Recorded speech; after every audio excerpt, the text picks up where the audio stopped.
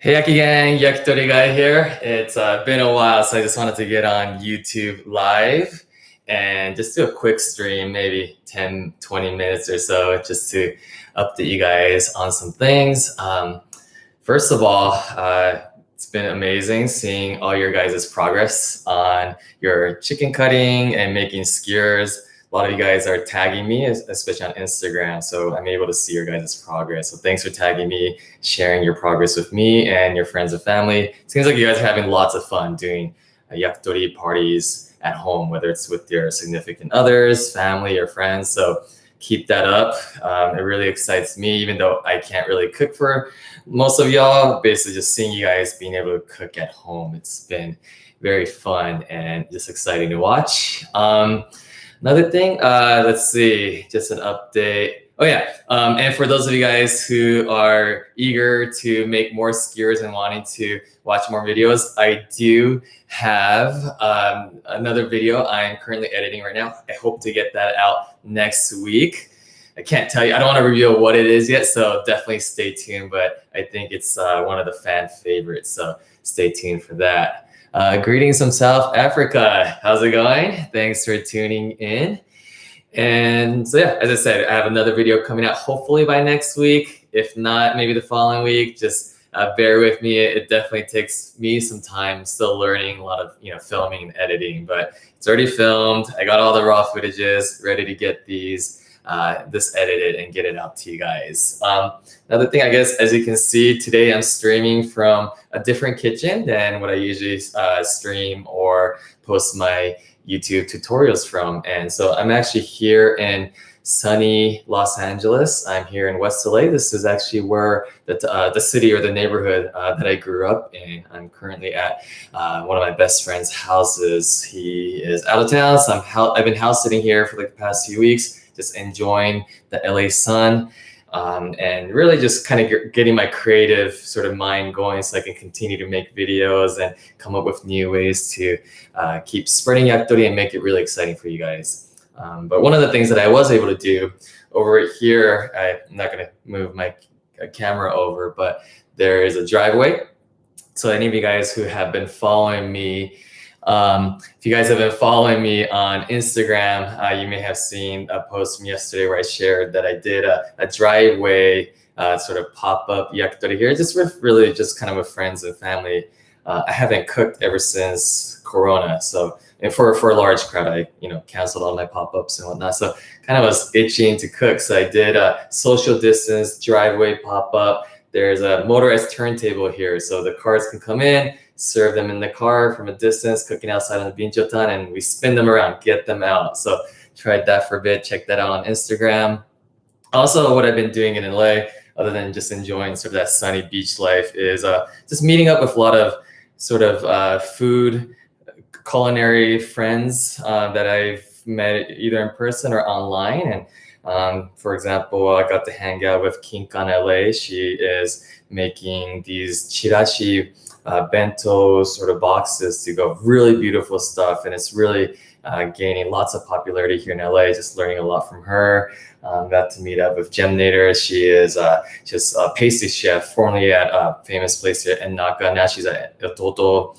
Another friend, D-Sun, he has classical sushi training. He was even at Noma, and now he's doing these amazing katsusando. So just seeing some of these things that people are working on just really gets my creative juices flowing. So just all of that, I think it's going to help with sort of the rest of the 2020. And as I plan new things and make new skewers and new items to share with you guys, hopefully you guys will see some of these creative energy. All right, we have some questions. I'm going to save that a little bit towards the end. But yeah, if you have any questions, keep on coming them in. I hope to answer them throughout this live right here. And then also, so in addition to meeting sort of chef friends, foodie friends, I also had a chance to visit right here. This is Bincho Grill. They are based here out of LA in the Valley. And they make these grills here. And I've seen these for a while, but definitely had a chance to chat with the team and had a chance to go to their office headquarters and see what they do. And they have graciously provided me with one of their grills here. So I'm excited to check this out, use it. But I figured it's all still kind of new, semi out of the box, so I'll take this opportunity on this YouTube live to just, a quick unboxing. I would like to do a full review on this, with my full camera setup and whatnot, but I figured I'm here in LA, I have this grill, so I'll show you guys this during this live. One last other announcement is we're doing, it's the last weekend for the Livart Orange Barbecue Grill giveaway that I'm doing on Instagram. So Livart, the Orange Barbecue Grill, that's that electric grill that you see in all my yakitori tutorial videos. It's perfect for indoors. It just works really great for yakitori. When you're learning, it really helps you learn faster. And even I use it for all my sort of indoor events and whatnot. So I stand behind that product. But the Livart has been graciously, they've offered a grill for me to give away to Yaki Gang. So just go on Instagram. It's I'm announcing the winners on Monday, so you still have this weekend to basically follow, comment, and then like that post, and that's basically entries. And you can have multiple entries, so get all your friends in on it. All right, so as I said, ask any questions as I go. I see them all here in the live chat. I'll try to answer them, but definitely wanted to take this opportunity to showcase what we have here. So I received this as is when I was at the Bincho Grill office. So wanted to just show you pretty much, I think this is what comes in a box, or at least these are the available accessories. So I just wanted to show you guys what I have here. So right here, we have, these are the two steel, definitely nice, heavy stainless steel rods. These are basically yakitori rods. So with yakitori, you guys have maybe seen, at least on my Livart grills that I use electric, I'm using sort of the grate top, and that's one way to make yakitori.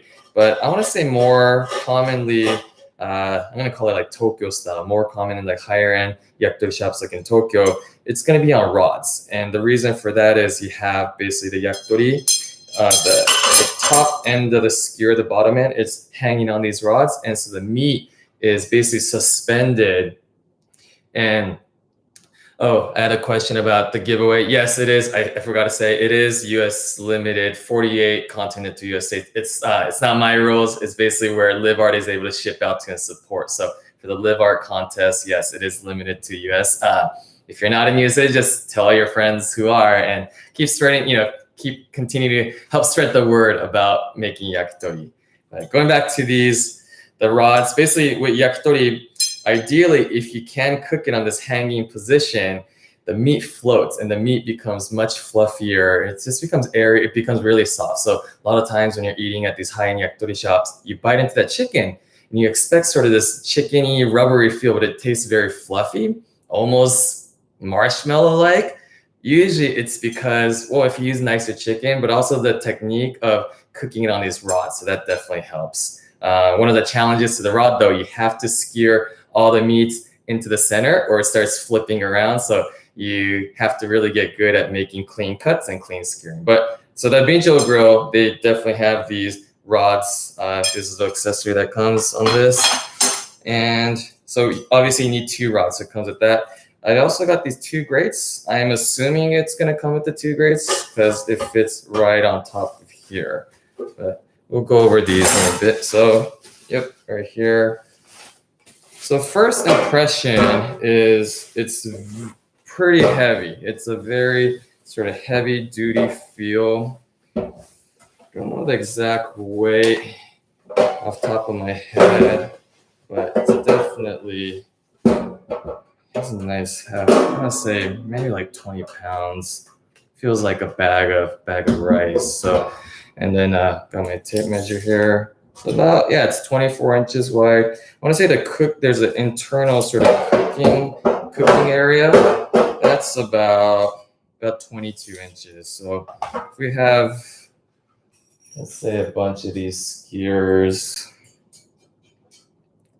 Yeah, I mean, if you have 22 inches and each of the skewers are about an inch wide, I mean, you're going to be able to put at least 18 to 20 nice size skewers across. So, but it is definitely, this is their smaller one. I know they have this 24-inch one and they have a 36-inch one. 36-inch one was, I think, about this big. I would say this is probably going to be good for most households. But even the Livart I use is about this wide, and that works well for like a 2-person party. So definitely have a lot of room here. But yeah, first impression, got the hefty weight, got handles right here.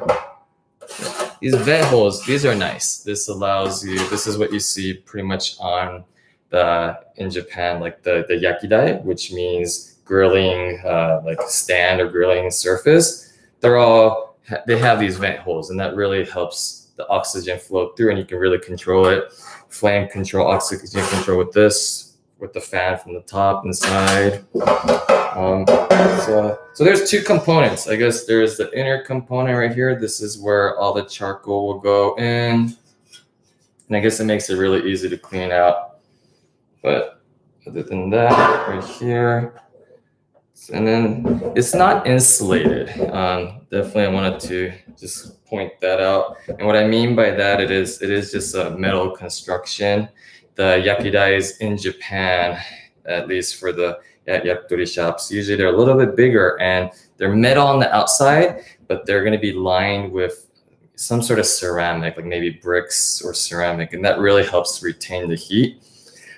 With all my grills that I've been using here in the US so far, they're metal, but they're not insulated. I personally don't have an issue with it not being insulated. The insulation, so if you guys know like the ceramic cone roll type of grills, those are obviously insulated. They definitely retain heat better. And you can notice it if you're trying to cook in freezing temperature outside. The temperature can affect the grill, but if you're cooking this sort of in nice temperature, like summer temperatures, like I've been cooking now, and Bincho or Jotan Charcoal gets very hot. So even without the insulation, it's going to get very hot. The reason why at restaurants you want insulation, you want to be as efficient as possible. You're cooking for a lot of people, so you want as high heat as possible. So the insulation can definitely help. I'm going to take a second to go through some of these questions. All right. First question, how do you properly light Jotan Charcoal? Every time I've tried it, tends to shatter a lot. The shatter thing, so Jotan Charcoal, you use a chimney. So you can use an American style chimney. That's, the tall ones that looks like a pitcher. In Japan, the chimneys are a little bit wider. Both either work. I actually don't even have a chimney. I don't use a chimney. I just put it on a gas stove, like a portable gas stove, and lay like a grate and put my charcoal on top of that. Or if you want, you can put all your charcoal in and use a torch and just stand there for like 20 minutes.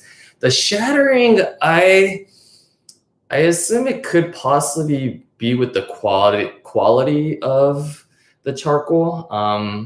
Higher end ones, or I want to say lower end ones, they crack and snap. And so I'm usually wearing sunglasses or something to prevent the charcoal from snapping onto my face. So it might be the charcoal, but it's really hard to say. Maybe the chimney you're using or the way you're using the heat source, it might be too hot, or the charcoal got wet. Like that all affects, like humidity, all of that affects it. So I'll have to sort of know more to be able to provide any feedback. But definitely, regardless, charcoal it's definitely, I want to say, a little bit more advanced stuff in terms of precautions that you need in terms of airflow. You don't want carbon monoxide and just fire snapping your eyes. So always be careful. Next question. All the Bincho I can find is either terrible quality or prohibitively expensive. Is there a place online or in LA you recommend, and what do you consider a fair price? That's sort of the nature of Bincho. It is not cheap.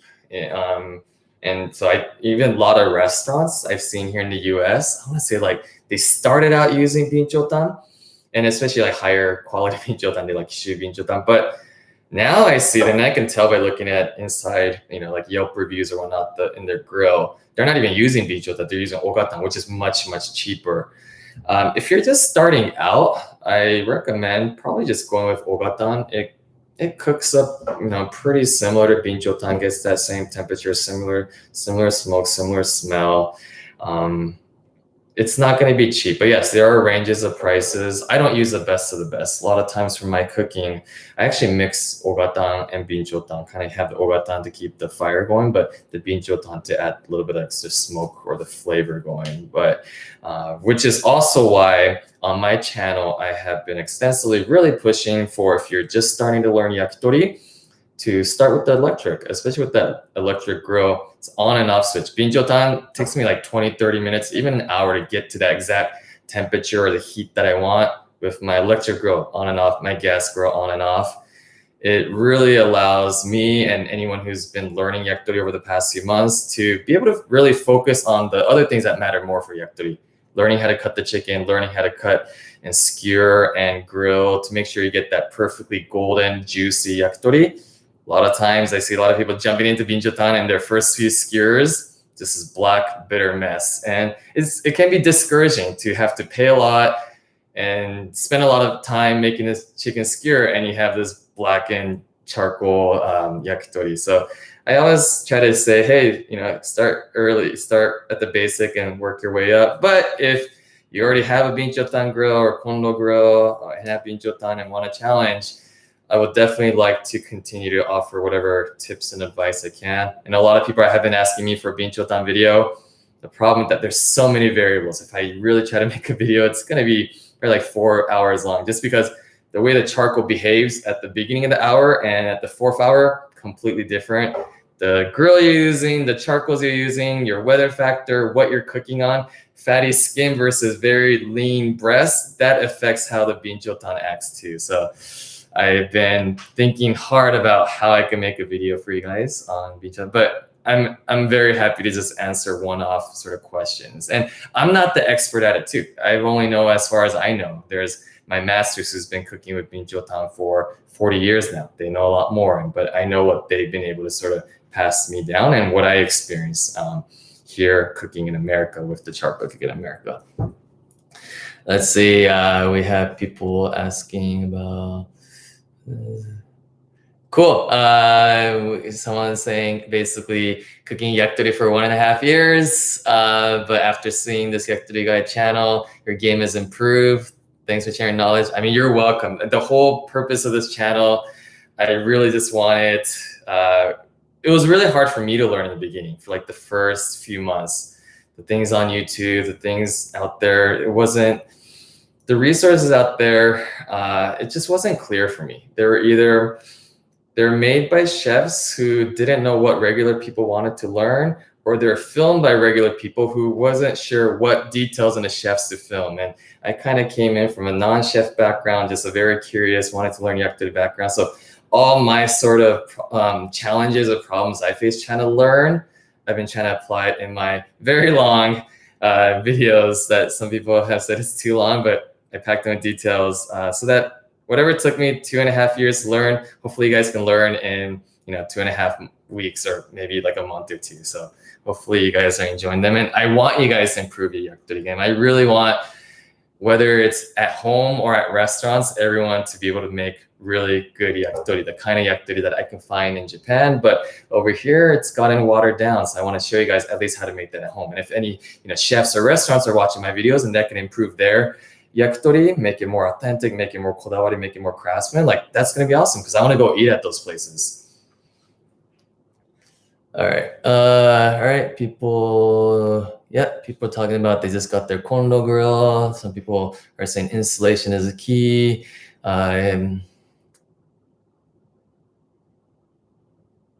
Yeah, someone's mentioning, the electric grills for beginners are the best. They started with Binchotan right away, and it was a disaster. And I really want to encourage sort of electric grills. I know Binchotan is like the sexy.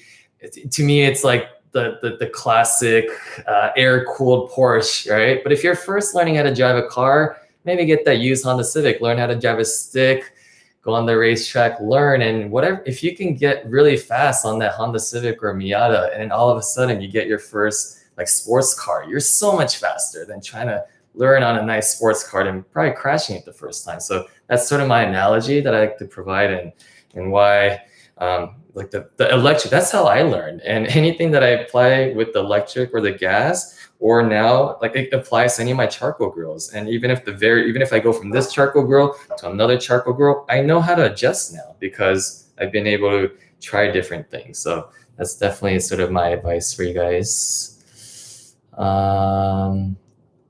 Let's see, you should do some of the video. People want to see interviews with my masters from Japan. So I did a lot of those, like 1 or 2 years ago on Instagram. I have all those footages. So I've been meaning if I can maybe take those footages and stem them together and make some also videos. I guess the hard part is a lot of translation, because they're all Japanese. The conversations are in Japanese. So to translate that into captions and whatnot might be a little bit tricky. But we'll see. There's maybe an opportunity where it's safe to go back to Japan again. And at that point, I can go at the angle of, hey, I want to do these proper interviews for the sake of the American audience. So what are the top 5 veggies I love for skewers? That's basically all in my veggie video that I last posted. So you got the zucchini, the shiitake, the green onions, the eggplant. Those are probably one of my favorites, but I still like to do okra, tomatoes though, but then especially if you wrap it in pork belly or bacon. So I guess it's kind of cheating, but definitely good stuff there. What's up, Way of Ramen? Let's see. What age chicken do you use, younger or older? All right. So for yakitori, it sort of depends, but generally I would say a lot of shops like to go for the younger chickens. The meat, well, I guess there's 2 philosophies. The younger chickens are going to be oftentimes their muscles haven't developed as much, so it's going to be sort of fattier and juicier. But then some shops kind of like the little bit more mature chicken for that deep flavor. I only tend to be able to get younger chickens, and I like using the younger chickens too because the cartilage on the younger chickens are going to be actually soft and edible, whereas the older ones, they're going to be really hard, so you can't really even make skewers with them. So I'm just used to the younger ones, so I tend to use the younger, and I think a lot of places will tend to use younger too. But at the same time, I know plenty of places that either use older chickens or use sort of breeds that are known much more for like tougher muscle consistency, but it has deeper flavor. So there's all these sort of philosophies and different schools of thought, even in yakitori shops in Japan, even in one city of Tokyo. There's so many sort of lineages and variety. My tare tasted a bit sweet. What can I do to add more oomph to it?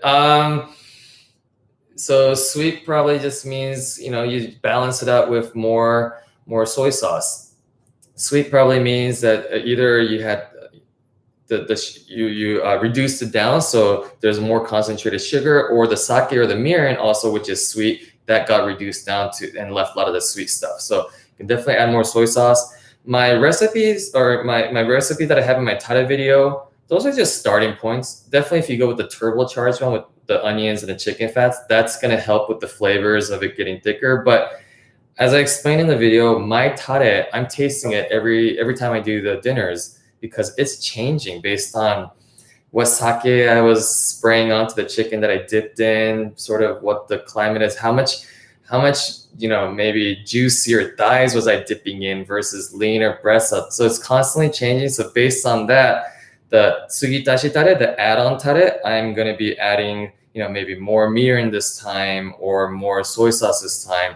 Or I might even change around the soy sauce. Like different brands have different sort of sweetness, saltiness, umaminess. So I might play around with that. And so always please use that initial tare recipe as a starting point. But just know that even every day or every week for me, I'm changing up my ratios that I'm adding onto my mother pot because my mother pot over time is constantly changing. So and go with what you like. If you like sweeter sauce, go with that. If you like it's a little bit saltier, go with that. If you like, a little bit of more the extra oomph, maybe you're into garlic. Add, garlic into your tare as you're cooking it down. So try different things.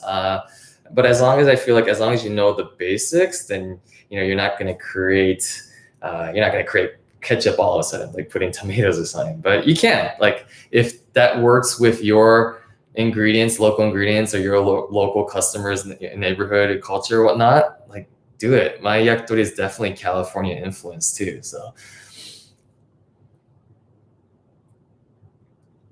okay, Chef Kono interview. So I don't know if you guys have been saw. I did. There's an Instagram live that I did with Chef Kono at the beginning of this quarantine. I want to say like April or something. It was like 3 hours long. So if you're asking that, you probably missed it. I think I was able to capture some of the footage, like a screen capture on my phone. I just don't know how good the quality is. I didn't want to post it.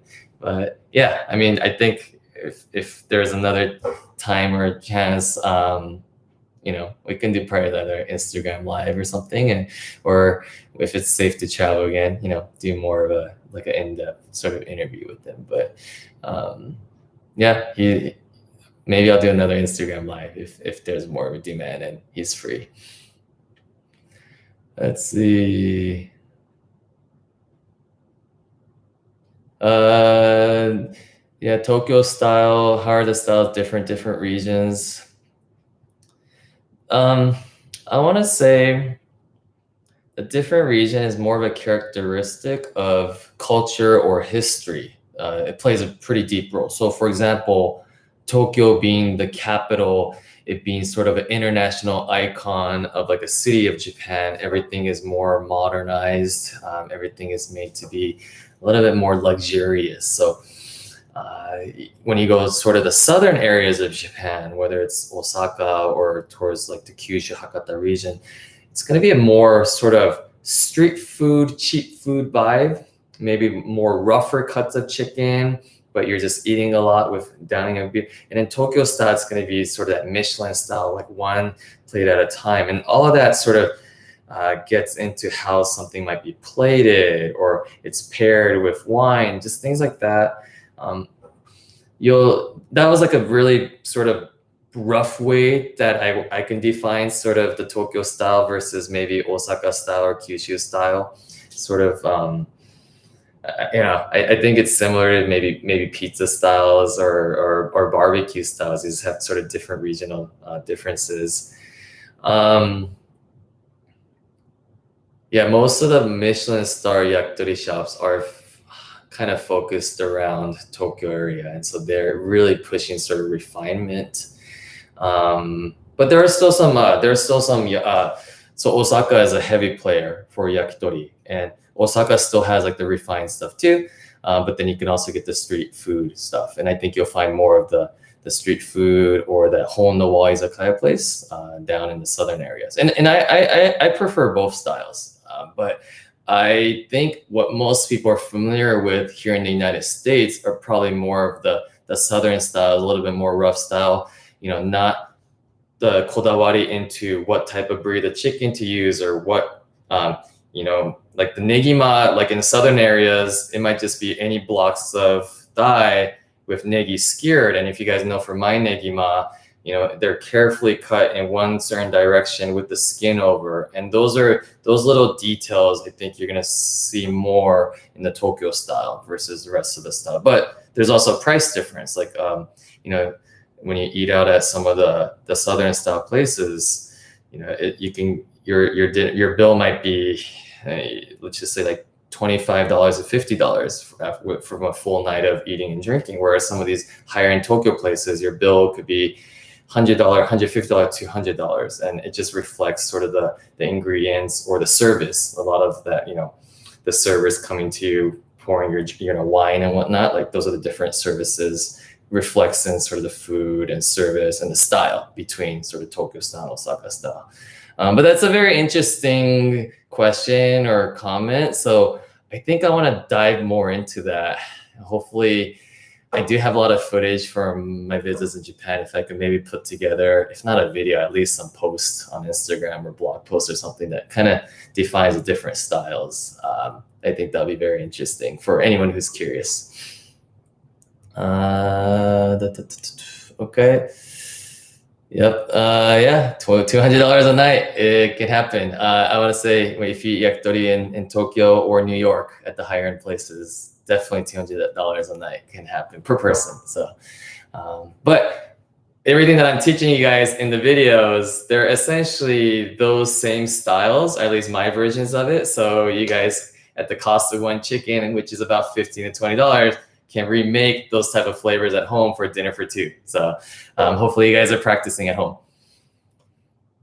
All right, cool.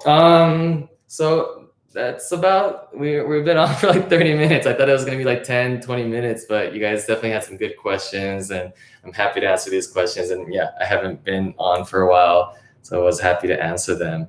If you guys have any last minute questions, I'll stick around for like a minute. But if not, you guys can always write in the comments and I reply to them. Or if you guys are on Instagram, if you message me, I always reply back what I can, what I'm comfortable sharing. Or just I'm always, as long as I have the time for, I'm happy to respond to people. All right. Is there a way to do fish? All right. So I guess one last question here. I'm assuming you're asking about maybe skewered and grilled fishes. Yeah, there's definitely ways to. The problem with fish, a lot of times you're gonna see them cooked whole because the skin, the bones keep it all together. So you have skewers of whole fishes. If you try to do like, let's say cubed, it's like steaks of fish. So like, I've seen like salmon and some other sort of solid, and I've done like the tuna, the maguro negima, a few videos ago.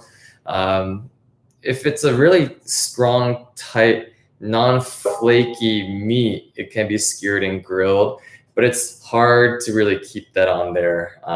So I would say most of the time fish are going to be grilled whole or sort of grilled on top of these grill. So if you're doing on charcoal, that is. But yeah, on the Livart grill too, you can definitely do it. As I said, announcement. Yeah, it's the last weekend. Go on Instagram, tag all your friends for that chance to win to Livart Orange Grill. One last weekend, but yeah, US only for the 48 states.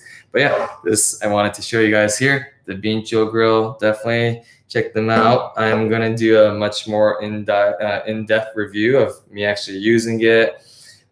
Just need to do it outside. But yeah, thanks Bincho Grill for letting me take a chance to show this to Yaki Gang, and thanks Livart for providing me with that grill for the contest. And thank you guys for tuning in today. As I said, happy to just answer any of these questions. All right. Yeah, people are talking about different prices of chickens. Cool. All right, guys. So thanks again for tuning in to my YouTube live today. I'm going to end the stream. I believe this video will stay on, so you guys can keep on watching it later.